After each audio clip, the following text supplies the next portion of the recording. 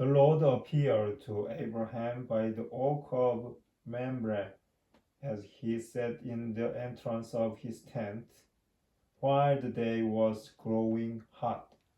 Looking up, he saw three men standing near him. When he saw them, he ran from the entrance of the tent to greet them, and bowing to the ground, he said, Sir, if it please you, do not go on past your servant.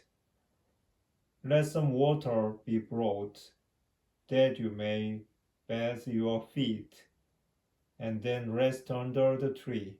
Now that you have come to your servant, let me bring you a little food, that you may refresh yourselves, and afterward you may go on your way. Very well, they replied. Do as you have said.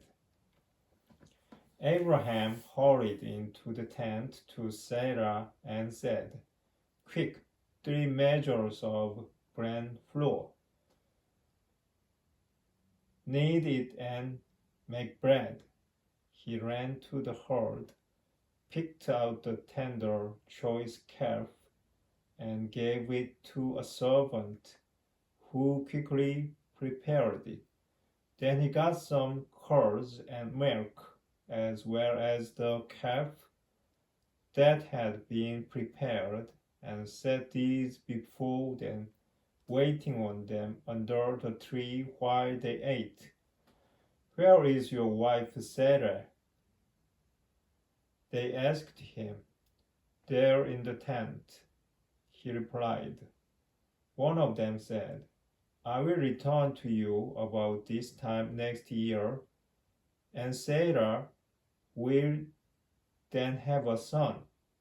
Sarah was listening at the entrance of the tent just behind him. Now Abram and Sarah were old, advanced in years, and Sarah has stopped having her menstrual periods. So Sarah laughed to herself and said, Now that I'm worn out and my husband is old, am I still to have sexual pleasure? But the Lord said to Abram, Why did Sarah laugh and say, Will I really bear a child, old as I am? Is anything too marvelous for the Lord to do? At the appointed time, about this time next year, I will return to you, and Sarah will have a son. Sarah lied, saying, I did not laugh, because she was afraid. But he said, Yes, you did. With Abraham walking with them to see them on their way, the men set out from there and looked down toward Sodom. The Lord considered, Shall I hide from Abraham what I am about to do, now that he is to become a great and mighty nation, and all the nations of the earth are to find blessing in him? Indeed, I have singled him out that he may direct his children and his household in the future to keep the way of the Lord by doing what is right and just, so that the Lord may put into effect for Abraham the promises he made about him.